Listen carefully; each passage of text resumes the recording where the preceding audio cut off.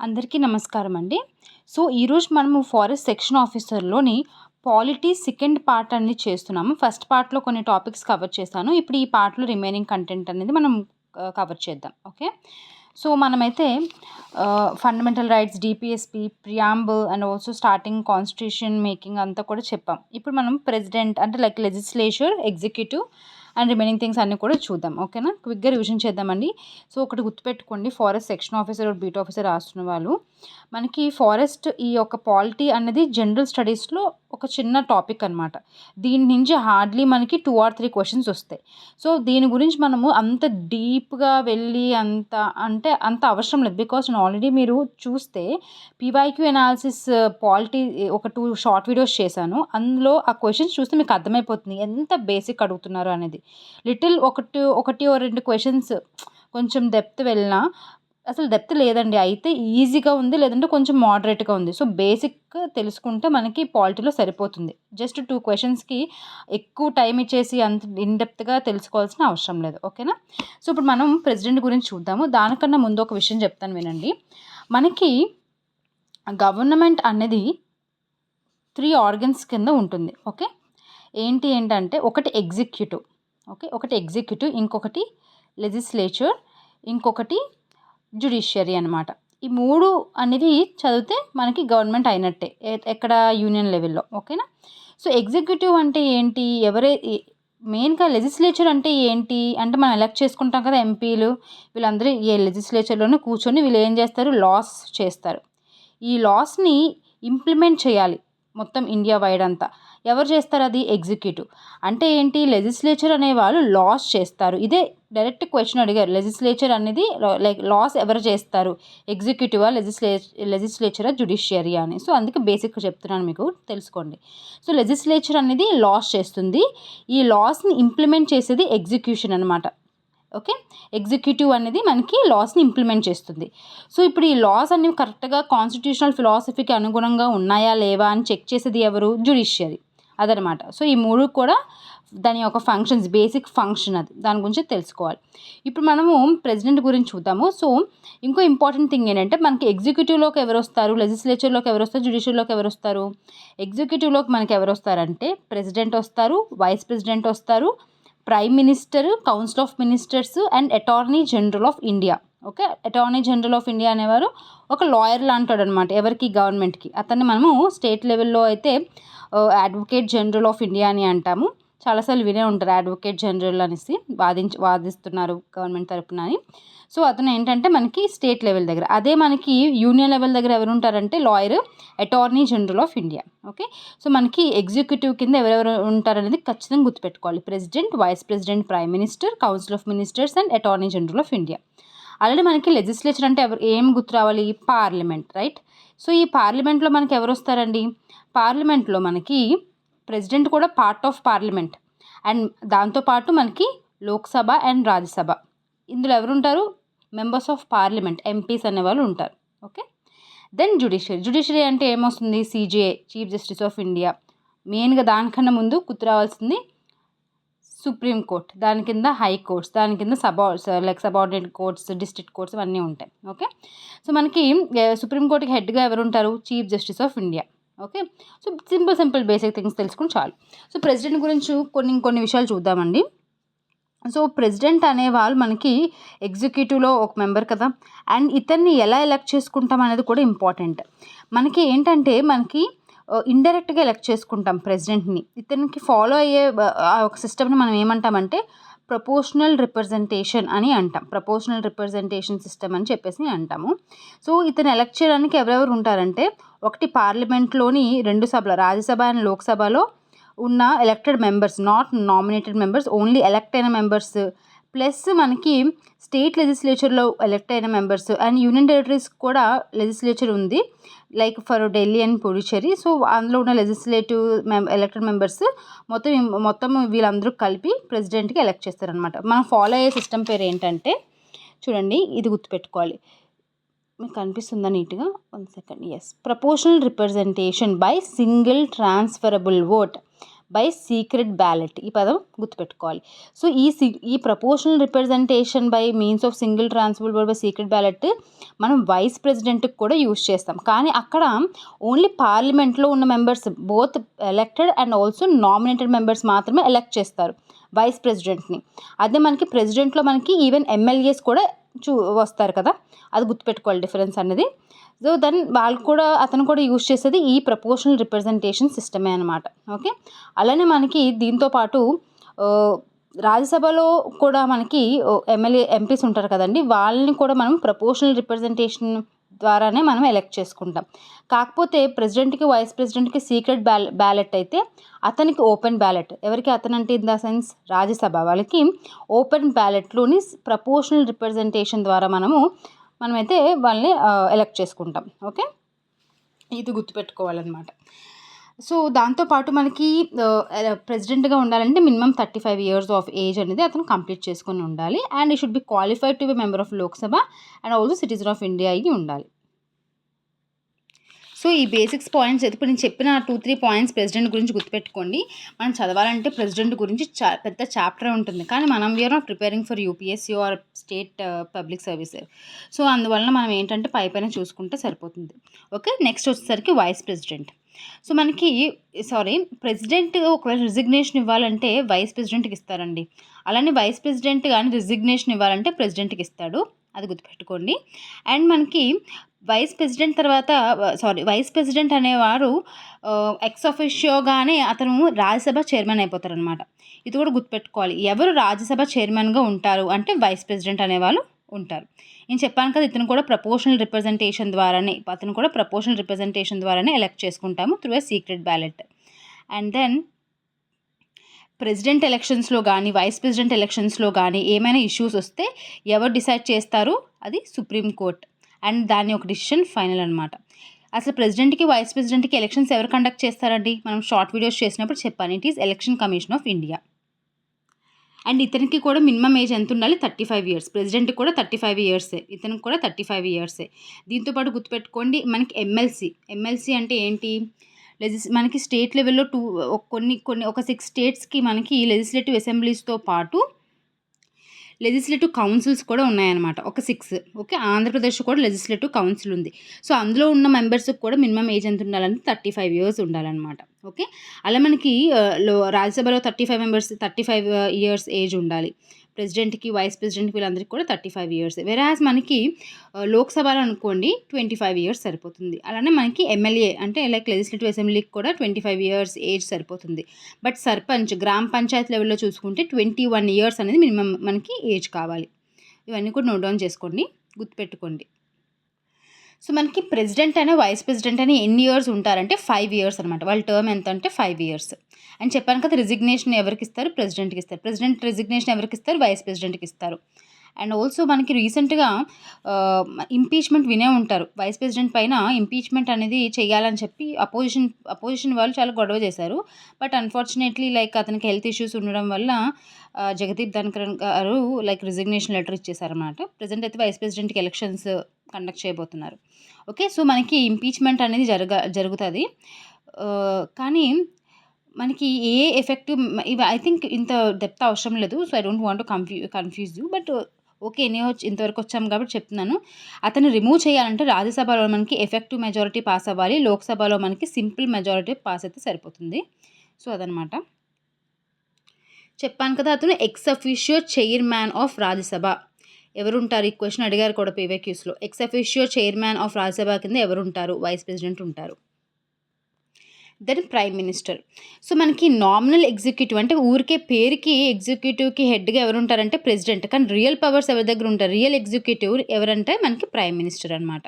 అందుకే nominal executive ఎవరు అంటే it is president. Okay, but real executive is prime minister. నామినల్ని డి జ్యూరీ ఎగ్జిక్యూటివ్ అంటాం, రియల్ని డి ఫ్యాక్టో ఓకే ఎగ్జిక్యూటివ్ అని అంటాం. ప్రైమ్ మినిస్టర్ అనమాట దానికి ఆన్సర్. అండ్ మనకి ఆర్టికల్ 75 ఏం చెప్తుందంటే ప్రైమ్ మినిస్టర్ అనేవాళ్ళు ప్రెసిడెంట్ చేత అపాయింట్ అవ్వాలి అని చెప్పేసి ఉంది. సో మనకి ప్రైమ్ మినిస్టర్కి ప్రపోర్షనల్ రిప్రజెంటేషన్ అలాంటివి ఏమి ఉండవండి. Proportional representation through single transferable vote అనేది ఓన్లీ ప్రెసిడెంట్కి వైస్ ప్రెసిడెంట్కి మాత్రమే యూజ్ చేస్తాం. ప్రైమ్ మినిస్టర్కి అలాంటిది ఏమీ ఉండదు. అతను కూడా ఒక ఎంపీ లాగా ఎలక్ట్ అవుతారు. తర్వాత అందరూ కలిపి ఒకళ్ళని ఎన్నుకుంటారు అనమాట. ఆ పేరు చెప్తే మనకి ప్రెసిడెంట్ అనేవాళ్ళు ప్రైమ్ మినిస్టర్ని చేస్తారనమాట. That's it. Then we have a central council of ministers. So వీళ్ళు కూడా మనకి ఏంటి, ఎగ్జిక్యూటివ్లో పార్టే కదా. అంటే ఎగ్జిక్యూటివ్ దేనికి, implementation of the laws. Okay. So మనకి మినిస్టర్స్ వినే ఉంటారు కదా, చాలామంది మినిస్టర్స్ ఉంటారు. సో వాళ్ళందరూ కూడా సెంట్రల్ కౌన్సిల్ ఆఫ్ మినిస్టర్స్ కింద వస్తారు. So central council of ministers గురించి మనకి ఎప్పుడు క్వశ్చన్ అయితే ఏమి అడగలేదు, కానీ మనకి ఈ కౌన్సిల్ ఆఫ్ మినిస్టర్స్ అనేది మాత్రం మనం బ్రిటిష్ దగ్గర నుంచి తీసుకున్నామని గుర్తుపెట్టుకోండి. అండ్ మోస్ట్ ఇంపార్టెంట్ థింగ్ ఏంటంటే ఈ కౌన్సిల్ ఆఫ్ మినిస్టర్స్కి హెడ్గా ఎవరు ఉంటారంటే ప్రైమ్ మినిస్టర్ ఉంటారు. అండ్ మనకి ప్రెసిడెంట్ ఏదైనా ఒక పని చేయాలి అంటే వీళ్ళ యొక్క ఎయిడ్ అండ్ అడ్వైజ్, అంటే council of ministers headed by prime minister, వాళ్ళ యొక్క ఎయిడ్ అండ్ అడ్వైస్తోనే ప్రెసిడెంట్ అనేవాడు తన యొక్క ఫంక్షన్స్ని ఎగ్జిక్యూట్ చేయాలి అని చెప్పి ఆర్టికల్ 74 చెప్తుంది. ఇది చాలా ఇంపార్టెంట్ యూపీఎస్సీకి అయితే. మరి స్టేట్ మనకి ఇప్పుడు రాసిన ఫారెస్ట్ సెక్షన్కి అడుగుతారో లేదో లేదు కానీ, బట్ ఇది గుర్తుపెట్టుకోండి. 74 article council of ministers to aid and advise the president. ఇంకో ఇంపార్టెంట్ థింగ్ ఏంటంటే మనకి 91st కాన్స్టిట్యూషన్ అమెండ్మెంట్ యాక్ట్ 2003లో చేసి ఏం చెప్పారంటే, మనకి కౌన్సిల్ ఆఫ్ మినిస్టర్స్ నచ్చినట్టు ఊరికనే ఎక్కువ చేసేస్తే అవ్వదు. సో ఓన్లీ మనకి లోక్సభ టోటల్ స్ట్రెంత్లో 15% కన్నా ఎక్కువ మంది కౌన్సిల్ ఆఫ్ మినిస్టర్స్లో మెంబర్స్ ఉండకూడదు అని చెప్పి ఏ కాన్స్టిట్యూషన్ అమెండ్మెంట్ యాక్ట్లో తీసుకొచ్చామంటే 91st constitution amendment act. So ఈ మినిస్టర్స్ వాళ్ళందరినీ కూడా ఈ కౌన్సిల్ ఆఫ్ మినిస్టర్స్ని వీళ్ళందరినీ కూడా ఎవరు అపాయింట్ చేస్తారు అంటే ఇట్ ఈస్ ప్రెసిడెంట్. ప్రైమ్ మినిస్టర్ని ఎవరు అపాయింట్ చేస్తారు? ప్రెసిడెంట్. నెక్స్ట్ ఈస్ క్యాబినెట్ అండి. అంటే కౌన్సిల్ ఆఫ్ మినిస్టర్స్ అనేది 60 to 70 మినిస్టర్స్ ఉంటే దాంట్లో ఇంకొంచెం మందిని తీసి ఇంకో స్మాలర్ బాడీ అనమాట 15 to 20 మినిస్టర్స్, దాన్నే మనం క్యాబినెట్ మినిస్టర్స్ అని అంటాం. ఓకే, మనం రోజు న్యూస్ పేపర్లో చూసేది క్యాబినెట్ మినిస్టర్స్నే. సో ఇంకో ఇంపార్టెంట్ థింగ్ ఏంటంటే, క్యాబినెట్ అనే పదాన్ని మనకి ఎక్కడా కూడా ఒరిజినల్ కాన్స్టిట్యూషన్లో మెన్షన్ చేయలేదు. కానీ 44th కాన్స్టిట్యూషన్ అమెండ్మెంట్ యాక్ట్ చేసి మనకి ఆర్టికల్ 352 గురించి చెప్పాం కదండి. ఆర్టికల్ 356 అయితే ప్రెసిడెంట్ రూల్, దానికి +4 చేస్తే ఆర్టికల్ 360 ఫైనాన్షియల్ ఎమర్జెన్సీ, దానికి -4 చేస్తే 356కి ఆర్టికల్ 352 నేషనల్ ఎమర్జెన్సీ వస్తుందని. సో ఈ నేషనల్ ఎమర్జెన్సీ ఆర్టికల్లో మనకి క్యాబినెట్ అనే పదాన్ని అప్పుడు ఇన్సర్ట్ చేశారనమాట 44th కాన్స్టిట్యూషన్ అమెండ్మెంట్ యాక్ట్ తీసుకొచ్చి. సో అదనమాట క్యాబినెట్ గురించి. సో దానికి కూడా ఎవరు మెయిన్ హెడ్గా ఉంటారు? ప్రైమ్ మినిస్టర్ ఉంటారు. సో ఇప్పుడు మనం అటార్నీ జనరల్ చూద్దాము. సో టోటల్గా ఎగ్జిక్యూటివ్ అయితే కవర్ చేసినట్టే. మనం ప్రెసిడెంట్ గురించి మాట్లాడాం, వైస్ ప్రెసిడెంట్ గురించి చెప్పాను, and then prime minister, council of ministers and the 5th person is attorney general. అతని గురించి చూద్దాం. సో మనకి ఆర్టికల్ 76 అనేది క్లియర్గా చెప్తుందండి అటార్నీ జనరల్ గురించి. ఇతను ప్రెసిడెంట్ యొక్క ప్లెజర్ పైన ఉంటారనమాట. అండ్ అతన్ని మనము ఒక పర్సన్ మనం అటార్నీ జనరల్ చేయాలంటే ఈ should be qualified to B A supreme court judge. Okay, and అతను లైక్ ఇంకా అంతే, అంతకుమించి ఏముంటాయంటే ఎక్కడ కూడా మనకి కాన్స్టిట్యూషన్లో అతన్ని టెన్యూర్ కానీ ఏమీ లేదు. అంతా కూడా ప్రెసిడెంట్ ఎలా చెప్తే ఎలా ఊగమంటే అలా ఊగాలి అటార్నీ జనరల్ అనేవారు. కానీ ఇంపార్టెంట్ థింగ్ ఏంటంటే అతనికి కూడా పార్లమెంటరీ ప్రివిలేజెస్ ఉంటాయి. ఈ can speak in the parliament sessions but ఈ కాంట్ ఓట్. ఇది మాత్రం చాలా important. Okay, is having privileges, parliamentary privileges అతనికి కూడా ఉంటాయి, ఒక్క మినిస్టర్స్కే కాదనమాట. So it is all about attorney general. అదే మనకి అడ్వకేట్ జనరల్ కూడా చెప్పేద్దాం ఇక్కడే. ఇది ఆర్టికల్ 165లో చెప్తారు అతని గురించి. ఇతన్ని ఎవరు అపాయింట్ చేసుకుంటారు? గవర్నర్. సో గవర్నర్ యొక్క ప్లెజర్ పైన ఇతను ఉంటారు and he should be qualified to be high court judge because state level కాబట్టి. Okay, that is all about attorney general and advocate general. Now will move into the legislative bodies. So legislature. So మనకి చెప్పాం కదా legislature ఏం చేస్తుంది? లా making అనగానే మనకి గుర్తు రావాల్సింది పార్లమెంటే. మనకి లా మేకింగ్లో కూడా ఎవరెవరు ఉంటారంటే చెప్పాను కదా, లెజిస్లేచర్ అంటే పార్లమెంట్ అనేది మెయిన్ ఇంపార్టెంట్. పార్లమెంట్లో మనకి ఎవరెవరు ఉంటారో చూద్దాం. పార్లమెంట్ అనేది ఒక లెజిస్లేటివ్ బాడీ, అంటే లా మేకింగ్ బాడీ. దాంట్లో 3 పార్ట్స్ ఉంటాయి. ఒకరు ప్రెసిడెంట్ అయితే, ఇంకొకటి కౌన్సిల్ ఆఫ్ స్టేట్స్ అంటే Rajya Sabha, and house of the people అంటే లోక్సభ. ఈ 3 కలిపితే మనకి పార్లమెంట్. ప్రెసిడెంట్ కూడా ఖచ్చితంగా ఉండాలి. ఇతను ఎగ్జిక్యూటివ్లో పార్ట్, బట్ ఈవెన్ ఈ is also part of parliament. Okay. ఎందుకు పార్లమెంట్‌లో ఉండాలి అంటే, ఇప్పుడు మనకి ఏదైనా లా అనేది మనకి లా అంటే ఒక బిల్ పాస్ అయినాక ఈ రాజ్యసభ అండ్ లోక్‌సభలోని అది లా కింద అవ్వాలి అంటే, ఖచ్చితంగా ఇతని సంతకం కావాలి. ప్రెసిడెంట్ యొక్క సంతకం లేకపోతే బిల్లులానే ఉండిపోతుంది. సో, ఫైనల్‌గా మనకి బిల్ పాస్ అయిపోయి 2 హౌసెస్ నుంచి అది లా అవ్వాలంటే ప్రెసిడెంట్ సంతకం కావాలంటే పార్లమెంట్‌లో he is also a part. So, so, parliament consist of అనంటే 3 parts, not just Lok Sabha and Rajya Sabha. It is also having president. So, కొన్ని ఇంపార్టెంట్ పాయింట్స్ కూడా చూద్దాము. లోక్‌సభ అండ్ రాజ్యసభ గురించి. లోక్‌సభ అంటే లోవర్ హౌస్ అని కూడా అంటాం. L for L lower house. Rajya Sabha అంటే పెద్దలది. అంటే లైక్ ఎల్డర్స్ హౌస్ అని అంటాం. ఓకే. అండ్ మనకు చెప్పాను కదా 25 ఇయర్స్ ఏజ్ మినిమమ్ ఏజ్ ఉండాలి లోక్‌సభలో మెంబర్ అవ్వాలంటే. రాజ్యసభకి 35 ఇయర్స్. సో, 35 చెప్పానా? 30 ఇయర్స్ అండి. ఓకేనా? రాజ్యసభకి 30. ఐ థింక్ నేను ఇందాక కూడా ఫ్లోలో ప్రెసిడెంట్, వైస్ ప్రెసిడెంట్‌కి 35 ఇయర్స్ అని చెప్పి రాజ్యసభకి కూడా 35 ఇయర్స్ అని చెప్పేసినట్టున్నాను. Check it. It's 30 years. So, రాజ్యసభకి 30 ఇయర్స్ ఉండాలి ఎలిజిబిలిటీ. లోక్‌సభలో మనకి అవ్వాలంటే 25 ఇయర్స్ ఉండాలి. అదే సర్పంచ్‌కి వాటికి 21 ఇయర్స్. ఓకే. గవర్నర్‌కి, ప్రెసిడెంట్‌కి, వైస్ ప్రెసిడెంట్‌కి వాళ్ళందరికీ 35 ఇయర్స్. రాజ్యసభలో అవ్వాలంటే రాజ్యసభలో అయితే 30 ఇయర్స్. Correct it. నాకు తెలిసి ఫ్లోలో నేను రాంగ్ చెప్పినట్టు గుర్తొస్తుంది. ఓకే. సో, మనకి దాంతో పాటు ఇంకేం చెప్పాలంటే లోక్‌సభ గురించి చెప్పాం, రాజ్యసభ గురించి చెప్పాం. నెక్స్ట్ మనకి లోక్‌సభలో మనకి ఎలక్షన్స్ ఎట్లా జరుగుతాయని చూద్దాం. మనం డైరెక్ట్‌గా ఎన్నుకుంటాం కదండీ! దాన్ని మనము ఒక పదం ఉంటుంది దానికి.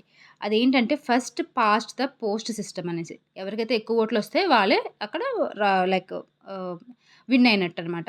So, first past the post system అది లోక్‌సభలో ఫాలో అవుతున్నది. ఓకే. అదే రాజ్యసభలో నేను చెప్పినట్టుగా ఇందాక చెప్పాం కదా! ప్రపోర్షనల్ రిప్రజెంటేషన్ అని చెప్పేసి. Proportional representation through single transferable vote. And ఇది మనకి రాజ్యసభలో చూస్తాం, స్టేట్ లెజిస్లేటివ్ కౌన్సిల్స్‌లో చూస్తాం, ప్రెసిడెంట్, వైస్ ప్రెసిడెంట్ ఎలక్షన్స్‌లో కూడా చూస్తాం. ఓకే. ఆ 3 పాయింట్స్ అయితే గుర్తుపెట్టుకోండి. సో, టెన్యూర్ చూస్తే మనకి ప్రెసిడెంట్ అయినా, వైస్ ప్రెసిడెంట్ అయినా 5 ఇయర్స్ ఉంటారని చెప్పాను కదా! అలానే లోక్‌సభ కూడా జనరల్‌గా 5 ఇయర్స్ అనమాట. కానీ రాజ్యసభకి మాత్రము 6 ఇయర్స్ వాళ్ళ యొక్క టెన్యూర్. అండ్ ఇంకో ఇంపార్టెంట్ థింగ్ ఏంటంటే అది పర్మనెంట్ బాడీ. దీనిలాగా లోక్‌సభ లాగా 5 ఇయర్స్‌కి ఒకసారి మొత్తం అందరూ మారిపోరు. ఖచ్చితంగా అది ఎప్పుడూ కూడా అందులో ఉంటారు. అండ్ మనకి ఎలక్షన్స్ అనేవి ప్రతి సెకండ్ ఇయర్‌కి మనకి 1/3 ఆఫ్ మెంబర్స్‌కి ఎలక్ట్ చేసుకుంటారనమాట. దానివల్ల ఏంటి ఎప్పుడూ కూడా మనకి రాజ్యసభ అనేది కంటిన్యూయస్‌గా ఉంటుంది. బట్ లోక్‌సభ అలా కాదు. సో, ఎవరు పర్మనెంట్ బాడీ అంటే Rajya Sabha is a permanent body with 6 years of tenure and every second year 1/3 of మెంబర్స్‌ని మనం ఎలక్ట్ చేసుకుంటాం. బట్ లోక్‌సభ అలా కాదు. ఓకేనా? నెక్స్ట్ ఇంపార్టెంట్ థింగ్ ఏంటంటే లోక్‌సభకి హెడ్‌గా ఎవరుంటారంటే స్పీకర్ ఉంటారు. అదే మనకి రాజ్యసభకి ఎవరుంటారు హెడ్‌గా? చెప్పాను కదా! వైస్ ప్రెసిడెంటే ఎక్స్ అఫీషియోగా అతను చైర్మన్ ఉంటారనమాట. Chairman of Rajya Sabha. సో, లోక్‌సభలోని స్పీకర్ మెయిన్ పర్సన్ అయితే రాజ్యసభలో మెయిన్ హెడ్ ఎవరంటే చైర్మన్. చైర్మన్‌గా జనరల్‌గా ఎవరుంటారు? వైస్ ప్రెసిడెంట్ ఉంటారు. సో, నెక్స్ట్ మనం సుప్రీం కోర్ట్ గురించి చూద్దామండి. సో, సుప్రీం కోర్ట్ ఏంటంటే మనకి లాస్‌ని చెక్ చేస్తుంది. ఫిలాసఫీని ఫాలో అవుతున్నాయా లేవా? మన కాన్స్టిట్యూషన్ ఫిలాసఫీని ఫాలో అవుతున్నాయా లేవా అని. సో, దాంట్లో ఇంపార్టెంట్ పాయింట్స్ అంటే ఏం చెప్పొచ్చంటే ఎంతమంది ఉన్నారు present 34 members including chief justice of India అని కలిపితే మనకి 34 మెంబర్స్ ఉన్నారనమాట. అంటే 1 chief justice of India plus 33 supreme court judges అనేవి వాళ్ళు ఉన్నారు. అండ్ దాంతో పాటు మనకి present supreme court chief justice of ఇండియాగా ఎవరున్నారో నాకు కామెంట్ సెక్షన్‌లో చెప్పండి. మనకి ఈ జడ్జెస్‌ని ఎలా అపాయింట్ చేస్తారంటే కొలీజియం సిస్టమ్ అని చెప్పేసి ఒకటి ఉంటుంది. సో, డైరెక్ట్‌గా వాడు క్వెషన్ అడగొచ్చు. Collegium system related to supreme court, parliament or executive అని చెప్పేసి. So, it is related to what? It is related to supreme court. Collegium system అని చెప్పి. ఓకే. ఆ సిస్టమ్ ప్రకారంగా మనకి ప్రాసెస్ ఫాలో అయ్యి సుప్రీం కోర్ట్ జడ్జ్‌ని అపాయింట్ చేస్తారు. ఎవరు అపాయింట్ చేస్తారంటే ప్రెసిడెంట్ అపాయింట్ చేస్తారు. వాళ్ళకి క్వాలిఫికేషన్ చూస్తే అండి మినిమమ్ ఏజ్ అయితే లేదు. మనం ఇందాక చెప్పినట్టు 35 ఇయర్స్, 30 ఇయర్స్, 25 ఇయర్స్, 21 ఇయర్స్ ఇలా చెప్పుకున్నామా చాలా పొజిషన్స్‌కి. అట్లా మనకి చీఫ్ జస్టిస్ ఆఫ్ ఇండియాకి అట్లా మినిమమ్ ఇయర్ అంటూ ఏమీ లేదు. బట్ వాళ్ళు ఏ ఏజ్‌లో అయినా వాళ్ళు జాయిన్ అవ్వచ్చు. బట్ ఎంతవరకు వాళ్ళు ఉంటారంటే అట్ ద లైక్ 65 ఇయర్స్ వాళ్ళు వచ్చేంత వరకు కూడా వాళ్ళు ఒక పొజిషన్‌ని హోల్డ్ చేసుకోగలరనమాట. అదొక్కటే ఉంది వాళ్ళ టెన్యూర్ అనేది. That's it. దానికి మించి ఏం లేదు. ఓకేనా? 65 ఇయర్స్. అదే హైకోర్ట్‌కి అనుకోండి 62 ఇయర్స్ వచ్చేంత వరకు కూడా వాళ్ళు ఆ పొజిషన్ హోల్డ్ చేసుకోవచ్చు. అదే మనం స్టేట్ లెవెల్‌లో చూసుకుంటే మనము గవర్నర్ గురించి మాట్లాడాలండి. చాలా important and more controversial position అనమాట గవర్నర్ అనేది.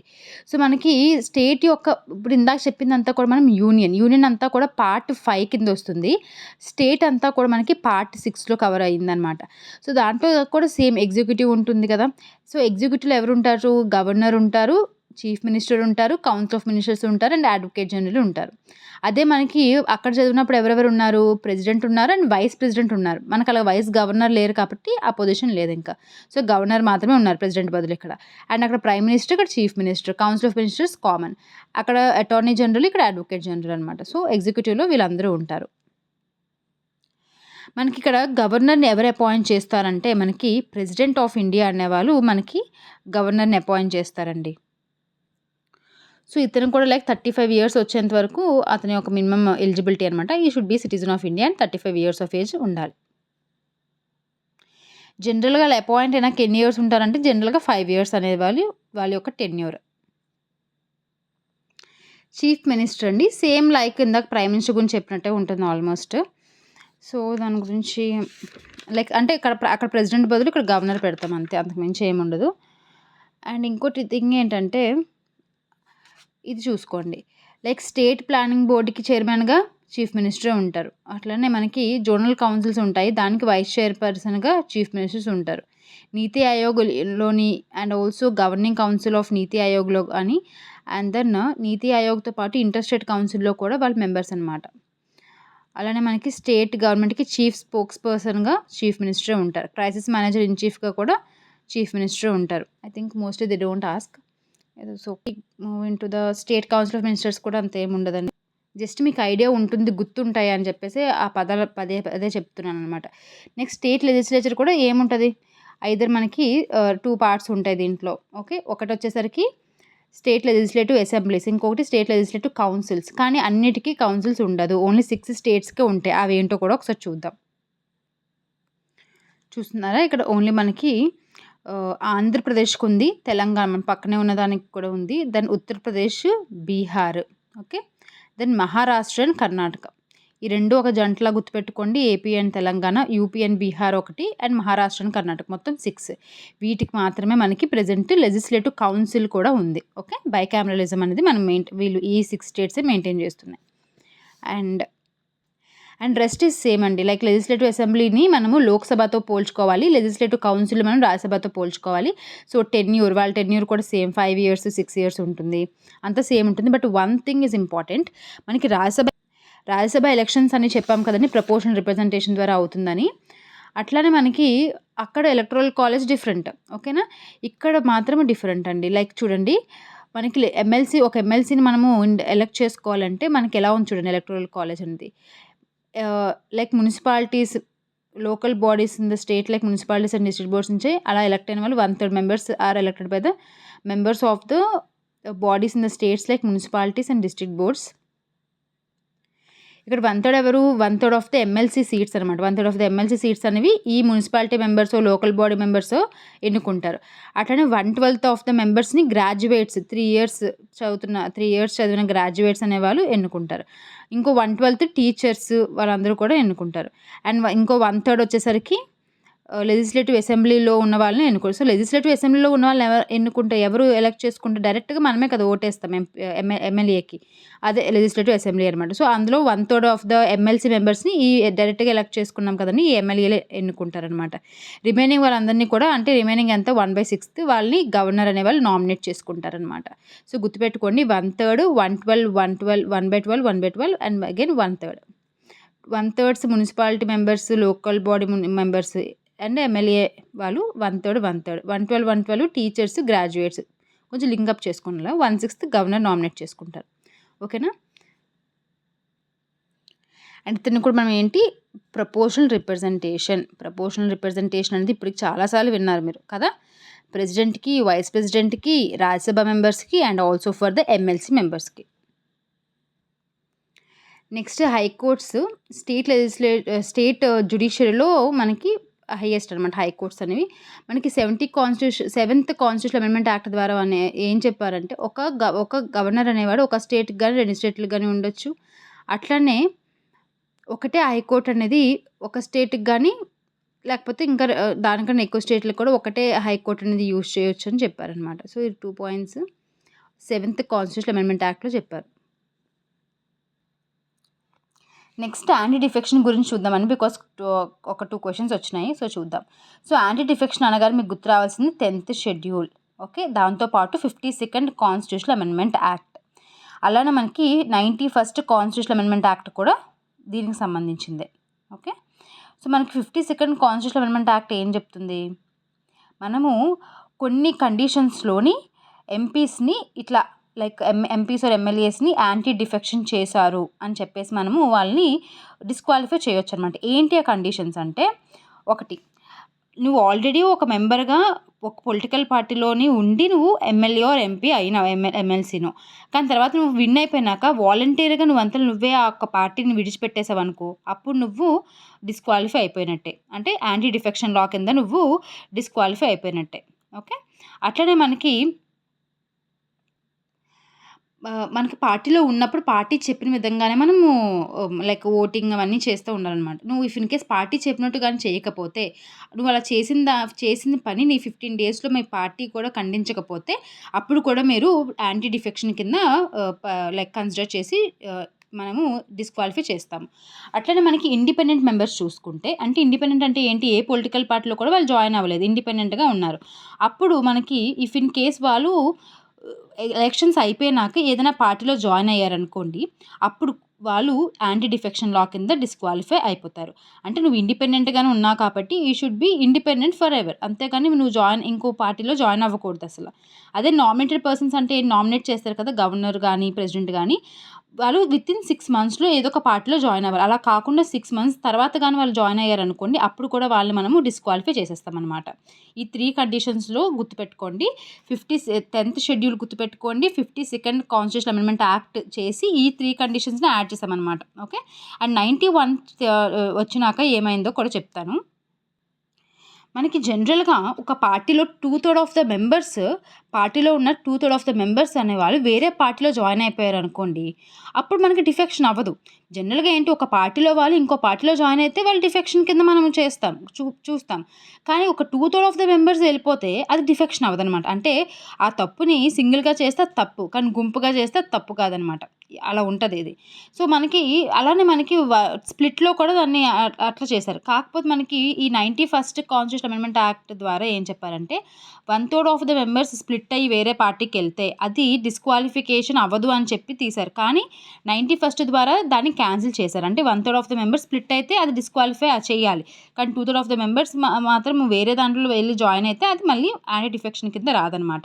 అట్లనే మనకి స్పీకరు ఇట్లా లైక్ స్పీకర్ కింద అతను సెలెక్ట్ అయినాక అతను ఒకవేళ అంటే నేను న్యూట్రల్‌గా ఉండలేనేమో అని చెప్పి ఒకవేళ అతను పార్టీని విడిచిపెడితే అది డిఫెక్షన్ కింద కూడా అది డిఫెక్షన్ కింద రాదనమాట. ఓకే. 2 ఎక్సెప్షన్స్ గుర్తుపెట్టుకోండి. ఓకే. అండ్ షెడ్యూల్స్ ఇది మాత్రం గుర్తుపెట్టుకుంటే యాంటీ డిఫెక్షన్ ఈజ్ ఇనఫ్ అండి. దీని నుంచి ఏ క్వెషన్ వచ్చినా మీరు లైక్ ఆన్సర్ చేయగలరు. నెక్స్ట్ నీతి ఆయోగ్ గురించి చూద్దామండి. నీతి ఆయోగ్ అంటే ఏంటి? National institution for transforming India.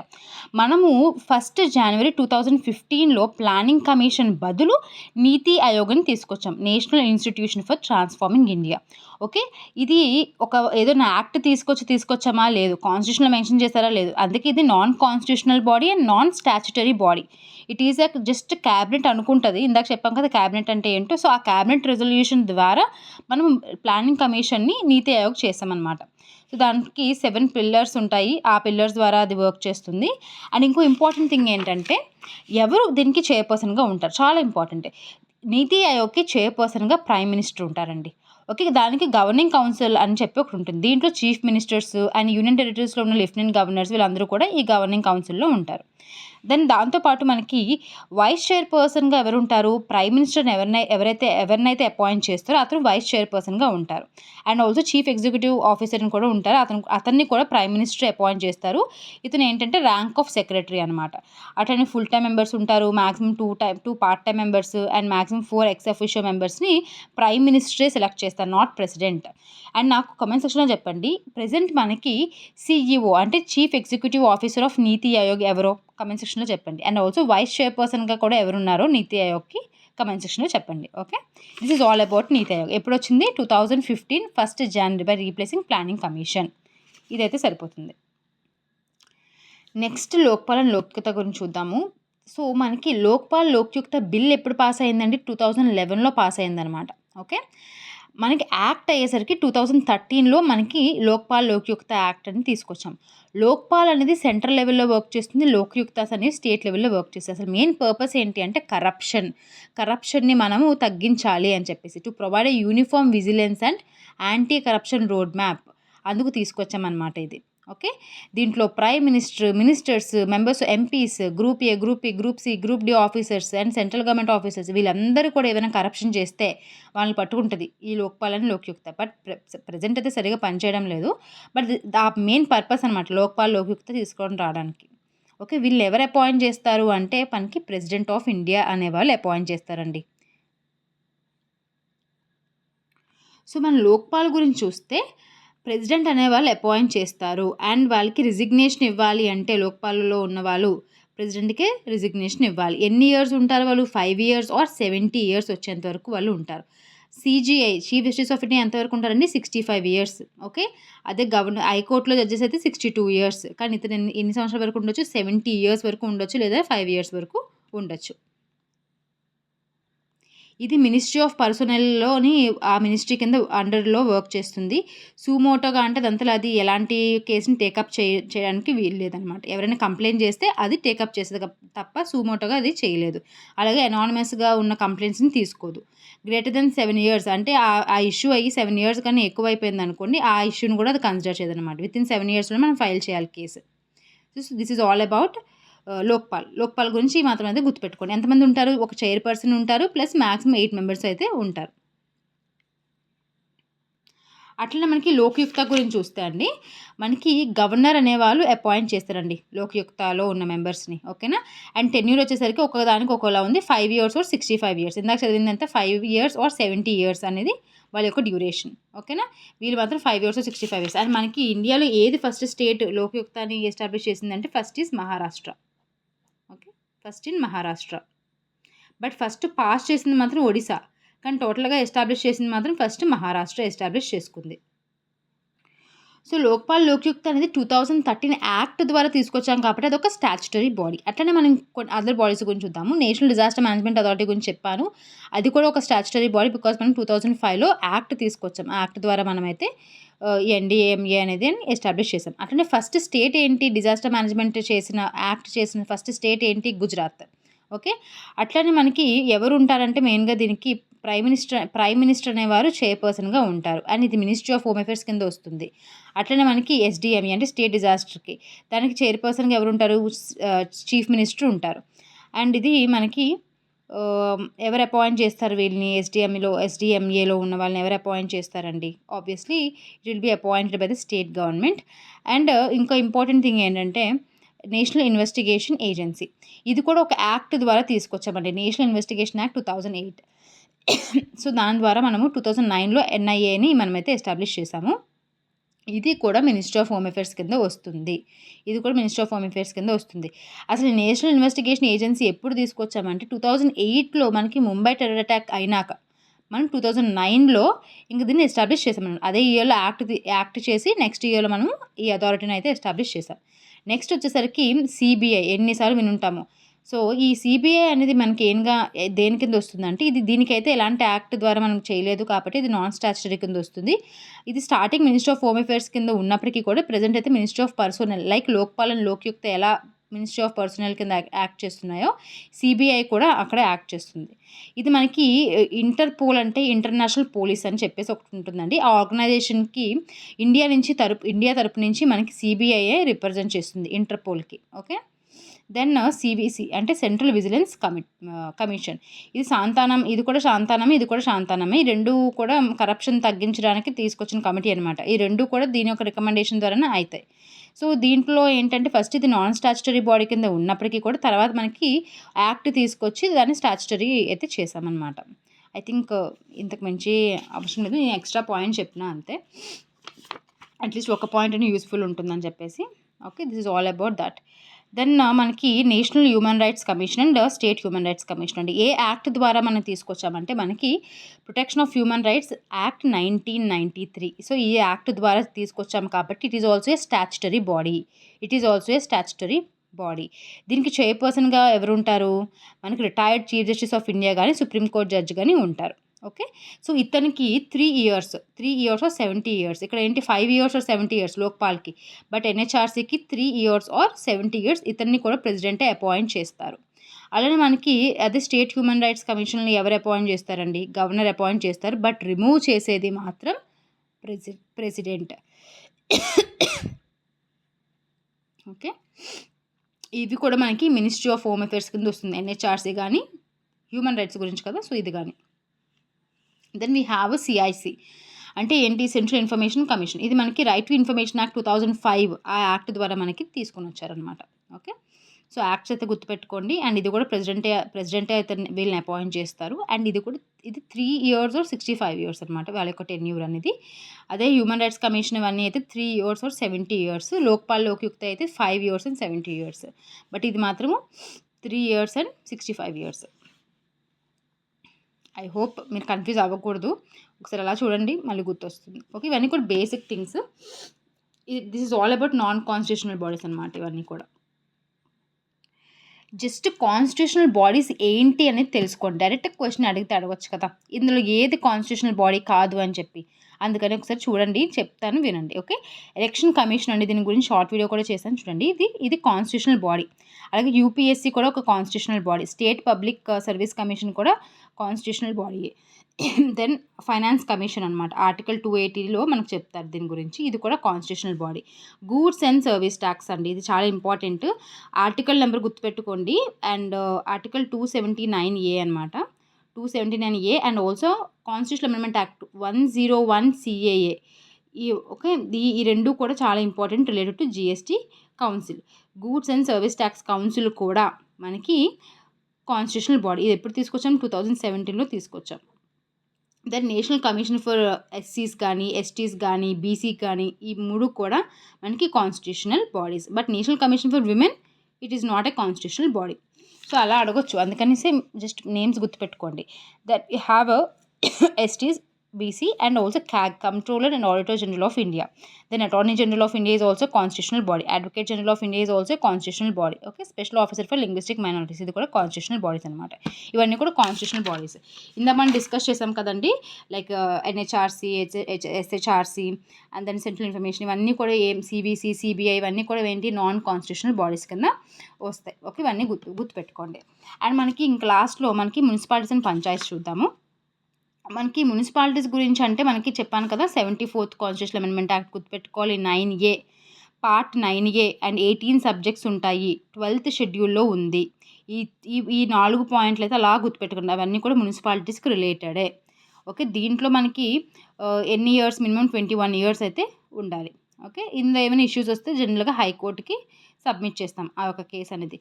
మనకి మున్సిపాలిటీ ఎలక్షన్స్ ఎవరు కండక్ట్ చేస్తారండి? Not election commission of India, it is state election commission అనేది కండక్ట్ చేస్తుంది అనమాట. అట్లనే మనకి ఫైనాన్స్ ఏమైనా కావాలంటే స్టేట్ ఫైనాన్స్ కమిషన్ అనేది ఉంటుంది, అది మనకి ఇది డబ్బులు డివైడ్ చేసి ఇస్తుంది అనమాట.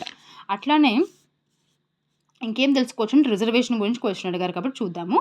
సో దీని యొక్క డ్యూరేషన్ 5 years. అండ్ రిజర్వేషన్ చూస్తే SC ST పాపులేషన్కి 1/3 ఇవ్వాలి. And at the same time మనకి SC STకి ఏంటంటే 1/3 కాదండి, SC STకి రిజర్వేషన్ అనేది వాళ్ళ యొక్క పాపులేషన్ బట్టి మనము రిజర్వేషన్ అనేది ఇస్తాము.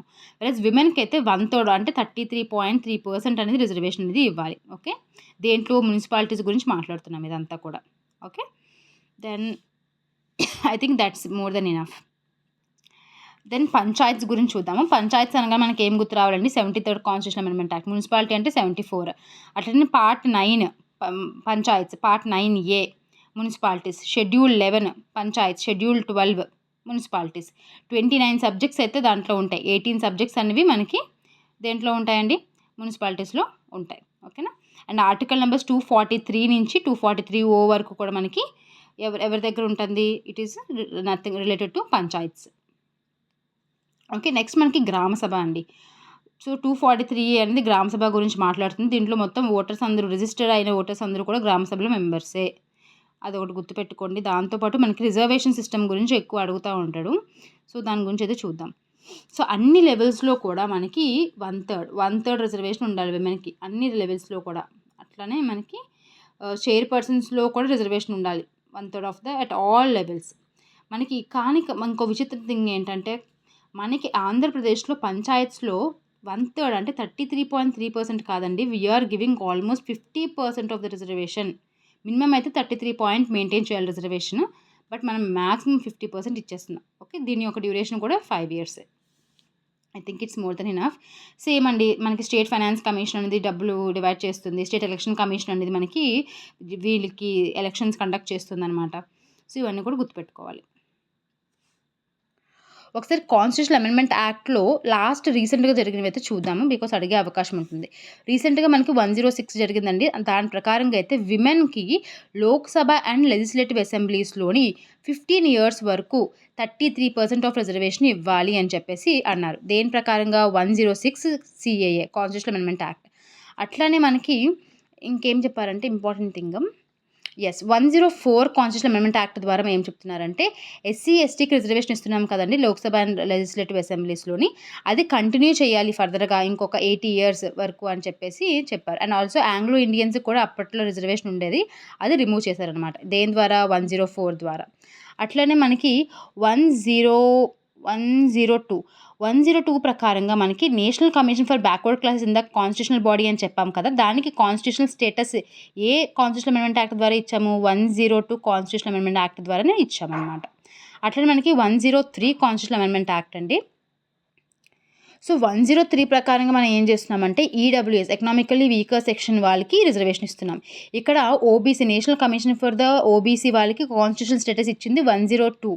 ఓకే, 103లో ఈడబ్ల్యూఎస్ స్టేటస్ ఇచ్చాం. 104లో SC STకి రిజర్వేషన్ లోక్సభ అండ్ లెజిస్లేటివ్ అసెంబ్లీస్లో ఎక్స్టెండ్ చేసాం. 106లో విమెన్కి రిజర్వేషన్ ఇప్పించాం.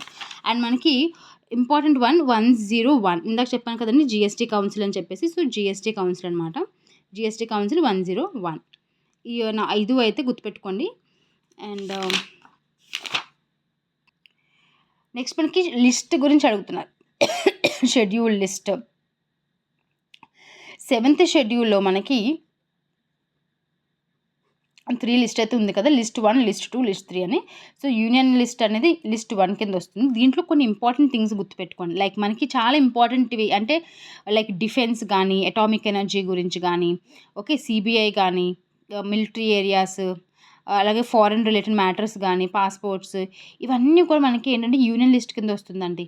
అంటే మోర్ స్ట్రాటజిక్గా చాలా ఇంపార్టెంట్ కంట్రీ కానీ ఇవన్నీ కూడా యూనియన్ లిస్టే, లైక్ యూనియనే కంట్రోల్ చేస్తుంది అనమాట. Like defence, navy, atomic energy, arms, okay, diplomatic, foreign affairs, treaties, war and peace, citizenship చాలా ఇంపార్టెంట్, సిటిజన్షిప్. ఇవన్నీ కూడా ఎవరు డీల్ చేస్తున్నారు? రైల్వేస్. మనకు అందుకే సెంటర్ కదా, అందుకే సెంటర్ రైల్వే జాబ్స్ అని సెంటర్ తీస్తుంది. బికాస్ రైల్వేస్, నేషనల్ హైవేస్ ఇవన్నీ కూడా సెంట్రల్ లిస్ట్, యూనియన్ లిస్ట్లోకే వస్తుంది అనమాట. మేజర్ పోర్ట్స్ కూడా మనకి యూనియన్ లిస్ట్ కింద వస్తుంది. Reserve bank of India post, ఇవన్నీ కూడా ఒకసారి కాండి స్క్రీన్ షాట్ తీసుకొని ఒక్కసారి అలా చదివేయండి. ఇవన్నీ కూడా యూనియన్ లిస్ట్ కింద వస్తుంది అనమాట. సో నెక్స్ట్ వచ్చేసరికి దాంతోపాటు వీ హ్యావ్ ఈవెన్ సెన్సెస్ కానీ అట్లా కొన్ని ఇంపార్టెంట్ పాయింట్స్ ఉన్నాయి వస్తాయి. దెన్ స్టేట్ లిస్ట్ 2 అనేది స్టేట్ లిస్ట్ అండి. దీంట్లో మనకి ఎవరు వస్తారో చాలా ఇంపార్టెంట్, నేను చెప్పినైతే ఖచ్చితంగా గుర్తుపెట్టుకోండి. పబ్లిక్ ఆర్డర్ అండ్ పోలీస్ అండి, ఈ 2 పీపీలు కూడా మనకి స్టేట్ లిస్ట్లోకి వస్తాయి. Then we also have prisons, local governments state list. Public health చాలా important, public health is also in state list. దాంతోపాటు అదర్ ఇంపార్టెంట్ థింగ్స్ మెయిన్ అదే అగ్రికల్చర్ కూడా మనకి ఏంటంటే స్టేట్ లిస్ట్లోకి వస్తుంది. వాటర్ అవి కూడా స్టేట్ లిస్ట్లోకి వస్తుంది. లైఫ్ స్టాక్ మేనేజ్మెంట్ అవన్నీ కూడా స్టేట్ లిస్ట్లోకి వస్తాయి అన్నమాట. ఓకే, అగ్రికల్చర్ చూడండి, taxes on agriculture, income, duties of మొత్తం అగ్రికల్చర్ అంతా కూడా మనకి దేని కింద వస్తుంది? దాంట్లోకి స్టేట్ లిస్ట్లోకి వస్తుంది.